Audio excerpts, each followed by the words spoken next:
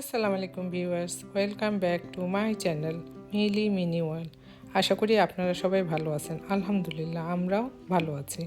তো নিয়ে চলে এলাম আরেকটি নতুন ভিডিও আপনাদের সাথে শেয়ার করার জন্য। তো আশা করি আপনাদের ভালো লাগবে। এই তো সকালে উঠে দেখতেছি যে দুইজনেই বসে জানালার সামনে কি যেন দেখছে। তো ভাল লাগলো এই সিনটা, তাই ক্যামেরা বন্দি করে ফেললাম। বিড়াল আসলে দেখতে ভালোই লাগে, অনেকটা মায়াও জন্মে গেছে, কিন্তু অ্যালার্জির জন্য মাঝে মাঝে মনে হয় যে না রাখাটাই বেস্ট। এই তো আমার ছোটো মেয়ে তার স্কুলে প্রজেক্ট নিয়ে বসে গেছে। এটা একটা স্কুলে প্রজেক্ট দিয়েছে যে নিজে কি পারো, কি ক্রিয়েটিভ কোনো কিছু তৈরি করতে পারো কি না। তো আমার ছোটো মেয়ের ছোটোবেলা থেকেই আর্ট করার ইচ্ছা, তো আর্ট করতে অনেক ভালোবাসে। তো ও কিছু ছোটো ছোটো কার্ড নিয়েছে আর্ট করার জন্য, প্রায় 10টার মতন সে পিকচার আর্ট করবে। ছোটোবেলা থেকেই ওর হবি যে ও আর্ট করবে, আর্ট করতে পছন্দ করে। আমি কোনো প্র্যাকটিসের জন্য কোথাও দেইনি, তো সে নিজে নিজেই করে।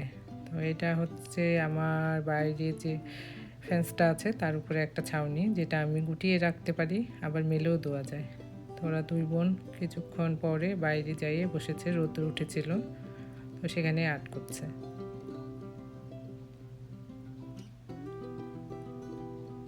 সেদিনকে মাশাআল্লাহ অনেক সুন্দর রোদ্র ছিল বাইরে। এই তো ইয়ার কোয়াইটভাবে বসে আছে। আর এটা হচ্ছে আরেকটা বিড়াল, অ্যাঞ্জেল। এ সবসময় মেয়ে মেয়েও করতেও থাকে আর খালি উপরে উপরে বেড়ায়, সবার উপরে, ডাইনিং স্পেসে চেয়ারের উপরে, না হলে চলে যায় সিঁড়ির হাতলগুলোর উপরে বসতে। তো এই দিক দিয়ে আবার আমার যে আগের বিড়ালটা ইয়ার, ও কিন্তু সেরকম না, ও কোয়াইটভাবে বসে থাকতেই পছন্দ করে সবসময়। তাই তো ওদের এইসব দেখে একটু রেকর্ডিং করে রাখলাম। চলে এলাম রান্নাঘরে। তো আপনাদের সাথে আজকে মিরকা মাছ, সবজি, বেগুন, আলু, কপি দিয়ে কীভাবে রান্না করা যায় শীতের সবজি দিয়ে। তো এখানে তো শীতের সবজি বলতে কিছু নেই, এখানে সবসময় সব সবজিই পাওয়া যায়। তো আমার কাছে এইভাবে রান্না করলে খুব মজা লাগে। তো প্রথমে আমরা মাছটা ভেজে নিব, একটু কড়া করেই ভাজবো। আর এর জন্য লাগবে পেঁয়াজ, কাঁচামরিচ, ধনিয়ার পাতা, টমেটো, আর এখানে সবজিগুলো একটু বড় সাইজ করে কেটে নিতে হবে। বেগুন নিয়েছি, ফুলকপি, আলু, এই 3 ধরনের। আমি আপনাদের দেখাচ্ছি, আলুটা নিচে পড়ে গেছে। তো এই তো মাছগুলো এক এক করে সুন্দর করে ভেজে তুলে নিব।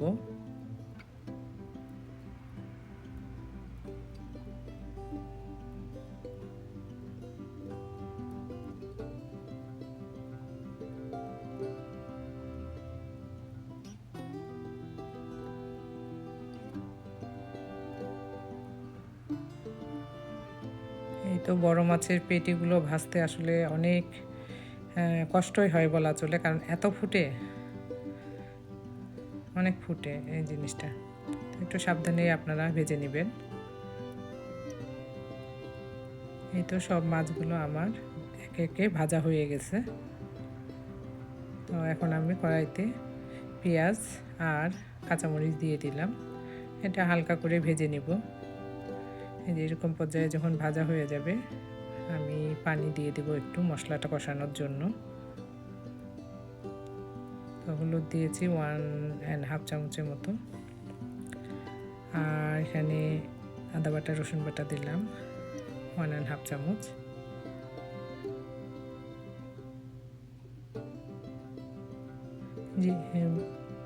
লাল মরিচের গুঁড়োও দিলাম 1 চামচের মতো। কাঁচামরিচ ইউজ করেছি, এই জন্য বেশি লাল মরিচের গুঁড়ো ইউজ করবো না, জাস্ট একটু কালার হওয়ার জন্য।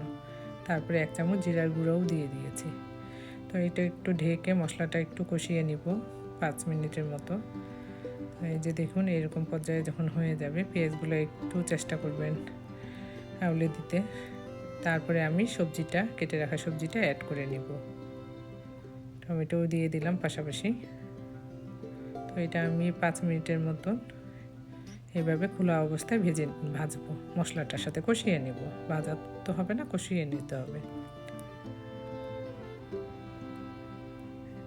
এরকম যখন হয়ে যাবে, তখন আমি মাছটা অ্যাড করে দিব। ভেজে রাখা মাছটা। তো সুন্দর মতো ভালোভাবে নেড়ে চেড়ে নিব। নেওয়ার পরে আমি এখানে পর্যাপ্ত পরিমাণে পানি অ্যাড করে দেব, ঝোলের পানি।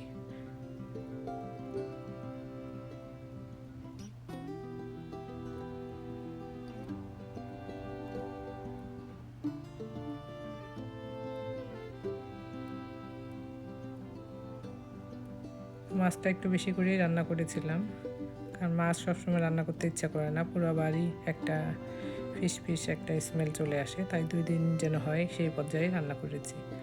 এখন আমি ধনিয়ার পাতা যেগুলো কেটে রেখেছিলাম অর্ধেকটা দিয়ে দিব, তারপরে ঢেকে 5 থেকে 10 মিনিট সিদ্ধ করব। আমি লবণটাও চেখে নিচ্ছি। এই তো ব্যাস হয়ে গেল মজাদার মিরকা মাছের ঝোল।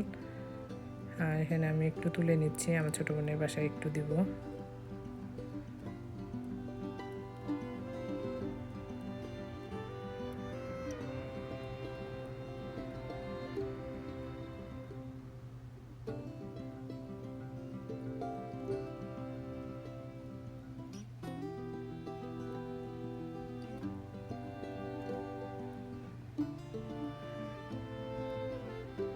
এই তো এখন আপনাদের দেখাবো হার্ড চিকেন প্রেশার কুকারে কীভাবে আমি রান্না করি।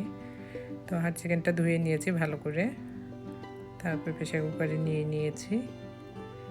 পেঁয়াজ কেটে রেখেছিলাম সেটা দিয়ে দিব, তারপরে পর্যাপ্ত পরিমাণে লবণ দিয়ে দিলাম, ভেজিটেবল অয়েল দিয়ে দিব 1/2 কাপের মতো, আদা বাটা রসুন বাটা 2 টেবিল চামচ, আর হলুদ দিব 1 চামচের মতো, শুকনো মরিচের গুঁড়ো 1 চামচ দিয়েছি,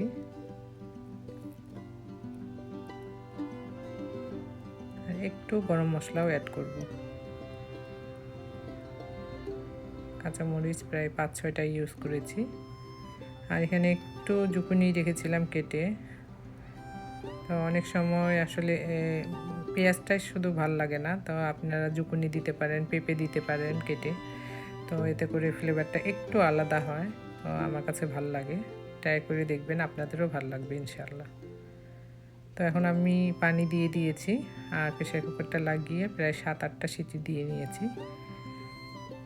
তারপর প্রেসার কুকারের গ্যাসটা খুলে আমি ভালো করে নেড়ে দিব। তো এই যে পানিটা বের হয়েছে এটা শুকিয়ে যাবে, তারপরে আমি কষিয়ে নিব ভালো করে। নেওয়ার পরে আবার একটু পানি দিয়ে আবার প্রেসার কুকার লাগিয়ে 2-4টা সিটি দিয়ে হয়ে যাবে আমার হার্ড চিকেন রান্না করা। আমরা অনেকেই মনে করি যে অনেক কষ্ট হার্ড চিকেন, আসলে প্রেসার কুকারে দিলে অতটা কষ্ট মনে হয় না, একটু ভুনতে হয় ভালো করে, তাতেই হয়ে যায়। আমি একটু একটু পানি দিচ্ছি, আবার করতেছি, ভুনে নিচ্ছি। অনেক ইজি, সব কিছু একসাথে দিয়ে বসিয়ে দিবেন, তারপরে যখন তেল ছাড়িয়ে দিবে 2-3 বার একটু একটু পানি দিয়ে ভুনে নেবেন। এই যে আমি আবার একটু পানি দিয়ে সুন্দর করে এটা আবার ঢাকনা লাগিয়ে 2-3টা সিটি দিয়ে নেব, কারণ আমি দেখেছি চেক করে যে অতটা সিদ্ধ হয়নি, সেই জন্য ভাবলাম যে আরও 2-4টা সিটি দিলে তো সুন্দর মতো সিদ্ধ হয়ে আসবে। এই তো বাস, পরে এটা তোলার মনে নেই আপনাদের সাথে শেয়ার করার। এই তো এরপরে একটু কেনাকাটা ছিল কাঁচা বাজার, তো আপনা বাজারে চলে এসেছি। আপনা বাজারটা আমার বাসা থেকে 12 মিনিট দূরে, তো ওরা আবার রেস্টুরেন্টও রেখেছে ভিতরে। তো কাঁচা বাজারের পাশাপাশি আমরা সিঙ্গারা নিয়েছিলাম, গরম গরম ভেজে দিয়েছিল, চাও দিয়েছিল। চাটা অনেক মজা ছিল। সিঙ্গারাটা আছে ভেজিটেবল সিঙ্গারা হিসেবে, নট ব্যাড নট গুড এরকম। তো ওখান থেকে আমরা বের হলাম। এখানকার কমপ্লেক্স, এখানে কিছু অ্যাপার্টমেন্ট আছে, ওই কমপ্লেক্সেরই এটা একটা জায়গা, তো খুব সুন্দর লাগলো, তাই রেকর্ডিং করে নিলাম।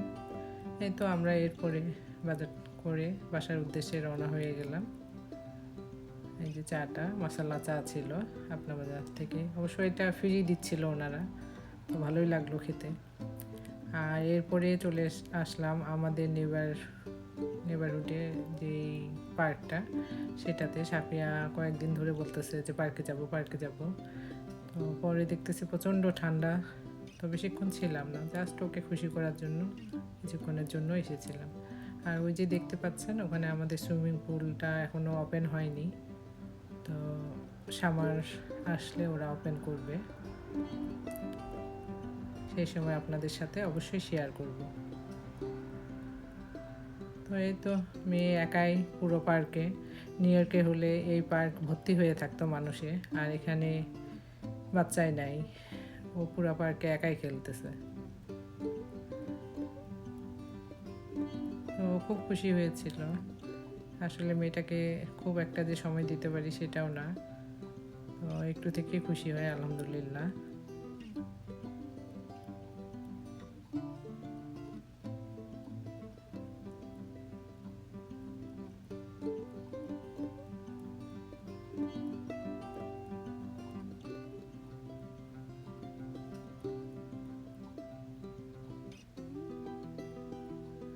কেন জানি এবার ঠান্ডাটা মানে ফুললি যাচ্ছেও না, গরম মাঝে মাঝে, আবার ঠান্ডা আবার গরম। তো অবশ্য আল্লাহর ইচ্ছা, আল্লাহ ভালো জানেন কোনটা কি। তো এই তো ভিউয়ার্স, এই ছিল আমার একটা ছোট্ট ভিডিও আপনাদের সাথে শেয়ার করার মতো। তো আপনাদের যদি ভালো লেগে থাকে আমার ভিডিও, তাহলে like, comment, share and subscribe করবেন, আর এভাবেই পাশে থাকবেন। Thank you for watching my video. আর আমি চেষ্টা করবো আর একটা নতুন ভিডিও নিয়ে আপনাদের সাথে হাজির হতে সামনে। তো ততক্ষণ পর্যন্ত আল্লাহ হাফেজ।